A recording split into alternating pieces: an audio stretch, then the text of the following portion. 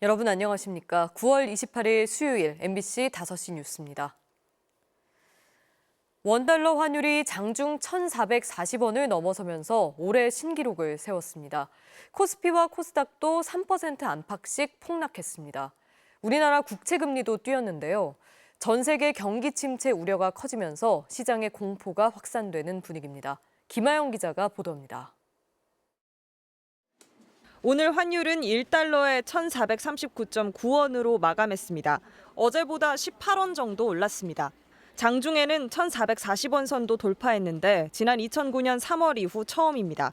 증시도 폭락했습니다. 코스피 지수는 2.45% 하락하면서 2,200선이 깨졌고 코스닥은 3.47% 떨어졌습니다. 환율이 급등한 건 중국의 경기 침체 우려에 위안화 가치가 급락했기 때문입니다. 중국인민은행은 위안화의 환율을 어제보다 0.54% 올린 1달러에 7.1107위안으로 고시했는데 지난 2020년 6월 이후 최고치입니다. 국채금리도 고공행진했습니다. 우리나라 국채의 금리가 뛰었다는 건 경제가 좋지 않아 국채 가격이 떨어졌다는 뜻입니다. 정부와 한국은행은 시장 안정을 위해 5조 원을 긴급 투입해 국채를 사들이기로 했습니다. 국채금리가 오르면 대출금리도 따라서 오릅니다. 돈 빌린 사람들의 이자 부담이 커지고 기업들의 자금 조달도 힘들어집니다. MBC 뉴스 김아영입니다. 국가정보원은 북한이 7차 핵실험을 감행한다면 다음 달 16일에서 11월 7일 사이일 가능성이 있다고 밝혔습니다. 또 북한의 풍계리 3번갱도가 완성돼 핵실험 가능성이 높아진 상황이라고 보고했습니다. 국회 정보위원회 여야 간사인 유상범 국민의힘 의원과 윤건영 더불어민주당 의원은 비공개로 진행한 전체 회의에서 국정원이 이같이 보고했다고 밝혔습니다. 아베 신조 전 일본 총리의 국장 참석을 위해 일본을 방문한 한덕수 국무총리가 오늘 기시다 후미오 일본 총리를 만나 한일 관계 개선 방안에 대해 논의했습니다. 한 총리는 이 자리에서 한일 양국은 민주주의 가치와 시장 경제 원칙을 공유하는 중요한 협력 파트너라고 말했고, 기시다 총리는 윤석열 대통령 등 한국 측이 조의를 표명한 것에 대해 진심으로 감사드린다고 말했습니다.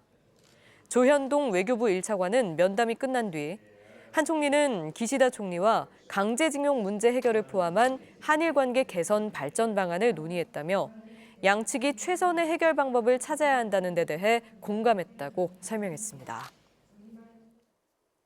더불어민주당 이재명 대표는 오늘 교섭단체 대표연설에서 기본적인 삶을 보장하는 기본사회로 나아가야 한다고 강조했습니다. 대통령 순방과 관련해서는 외교 참사에 대해 책임을 묻겠다고 말했고 개헌도 제안했습니다. 보도에 남효정 기자입니다.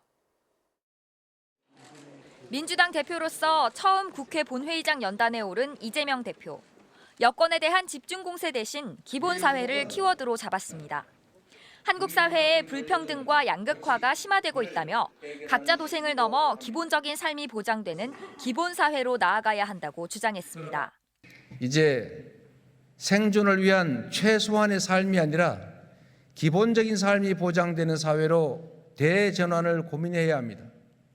또 우리나라는 역량도 충분하고 얼마든지 효율적인 제도를 설계, 실험, 정착할 수 있다면서 기본사회 정책이 새로운 활력도 불어넣을 것이라고 강조했습니다. 정부 여당이 대기업 법인세를 줄여주며 지역화폐 예산을 줄이는 건 서민 지갑 털어 부자 곳간 채우는 정책이라며 민주당이 최선을 다해 막겠다고 비판했습니다. 윤석열 대통령의 순방 외교에 대해선 날선 비판을 내놨습니다.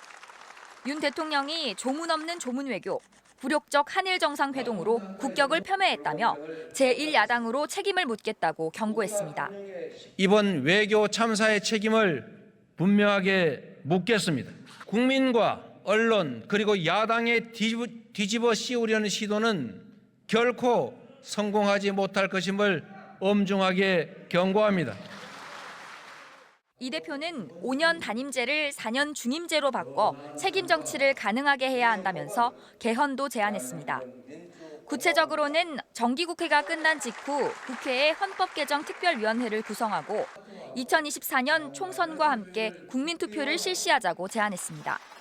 국민의힘 주호영 대표는 이 대표가 강조한 기본사회와 관련해 세상에 공짜가 없다는데 현실적인 재원 대책 없이 너무 이상적인 것을 많이 말했다고 평가했습니다. MBC 뉴스 남여정입니다. 이르면 내년부터 세입자가 거주하는 집이 경매나 공매로 넘어가도 종합부동산세 등 해당 연도 국세보다 전세금을 먼저 돌려주게 됩니다. 또 세입자가 전세 계약을 체결한 이후에는 집주인 동의 없이 국세 체납액을 확인할 수 있게 됩니다. 기획재정부는 이런 내용 등을 담은 전세 사기 방지 방안 국세 분야 후속 조치를 발표했습니다. 정부는 이 같은 개선 사항을 담은 국세 기본법 및 국세 징수법 개정안을 다음 달 중 의원 입법을 통해 국회에 제출할 예정입니다. 출생아는 줄고 사망자는 늘면서 인구가 자연 감소하는 흐름이 33개월째 이어졌습니다. 통계청이 발표한 7월 인구 동향에 따르면 지난 7월 출생아 수는 2만 441명으로 작년 같은 달보다 8.6% 감소했습니다. 반면 7월 사망자 수는 2만 6,030명으로 1년 전보다 1.2% 늘어 1983년 통계 작성 이래 가장 많았습니다. 혼인 건수는 14,947건으로 1년 전보다 5% 줄어 통계 작성을 시작한 이래 같은 달 기준으로 가장 적었습니다. 소방청은 최근 대전 현대 프리미엄 아울렛 화재로 7명이 숨진 사건과 관련해 전국 약 600곳의 대형 판매 시설을 대상으로 긴급 화재 안전조사를 벌인다고 밝혔습니다.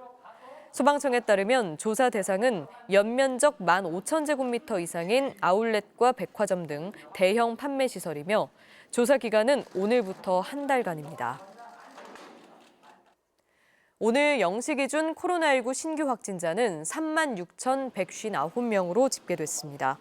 수요일 발표 기준으로 보면 이번 재유행이 시작되던 지난 7월 6일 이후 12주 사이에 가장 적은 수준입니다.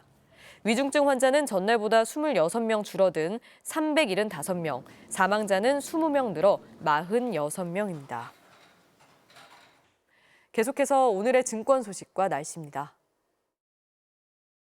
삼성증권입니다. 수요일장 양지수가 연저점을 경신하며 거래를 마감했습니다.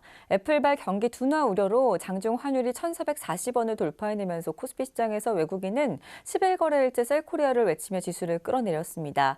여기에 러시아와 독일을 잇는 가스관에서 대규모 누출 사고가 발생하면서 코스피는 2년 2개월여 만에 2,200선이 붕괴됐습니다. 오늘 코스피는 어제보다 54.57포인트 하락한 2,169.29포인트로 코스닥은 24.24포인트 내린 673.87포인트로 장을 마쳤습니다. 투자 주체별 매매 동향을 보면 거래소 시장에서는 개인 홀로 매수세를 기록했습니다. 시가총액 상위 종목 살펴보면 내리면서 마감된 종목이 대부분인 가운데 LG전자가 TV 업황 악화 전망에 11거래일 연속 하락 흐름을 이어갔고 롯데케미칼이 일진 머티리얼즈를 인수한다는 소식에 투자 심리가 악화되며 6거래일 연속 하락 흐름을 기록했습니다. 반면 샘표가 자기 주식 취득 결정 소식에 상한가로 장을 마감했고 제1기획이 3분기 호실적 기대감 속에 6거래일 만에 오름세를 나타냈습니다. 또 제주은행은 금리 인상폭 확대로 수익성이 개선될 것이란 기대감에 7% 넘게 급등 마감했습니다. 업종별로는 유가증권 시장에서 의약품 업종만 상승했고 그 외 전 업종이 내린 가운데 비금속 광물 업종이 4% 넘는 하락률로 가장 크게 조정받았습니다. 오늘 원달러 환율은 18.4원 오른 1,439.9원에 마감됐습니다. 지금까지 삼성증권이었습니다. 오늘은 구름이 볕을 가려주면서 크게 덥지는 않았는데요. 해가 지고 나면 금세 쌀쌀해집니다. 체온 조절 잘 해주셔야겠습니다. 당분간 맑은 날씨가 계속되다 보니 대기는 갈수록 건조해지고 있습니다. 산행이나 캠핑 가시는 분들 불씨 관리 더 잘 해주셔야겠습니다. 밤사이 기온이 떨어지면서 복사 냉각이 활발히 일어날 텐데요. 내일 새벽부터 아침 사이 서해안과 내륙 지역에서는 짙은 안개가 끼겠습니다. 또 낮 동안에는 내륙 지역을 중심으로는 따가운 볕이 내리쬐겠습니다. 서울이 27도, 대구가 28도까지 오르겠습니다. 내일은 전국이 대체로 맑겠고요. 미세먼지 농도 좋음에서 보통 단계 유지하겠습니다. 내일 아침 기온은 서울이 16도, 광주 16도, 대구 15도로 오늘과 비슷하겠습니다. 낮 기온은 서울이 27도, 광주와 대구 28도 안팎까지 오르겠습니다. 대기의 건조함은 다음 주 화요일 전국에 비가 내린 뒤 해소되겠고요. 이후로는 날이 부쩍 서늘해질 전망입니다. 날씨였습니다. 수요일 MBC 5시 뉴스를 마칩니다. 시청해주신 여러분 고맙습니다.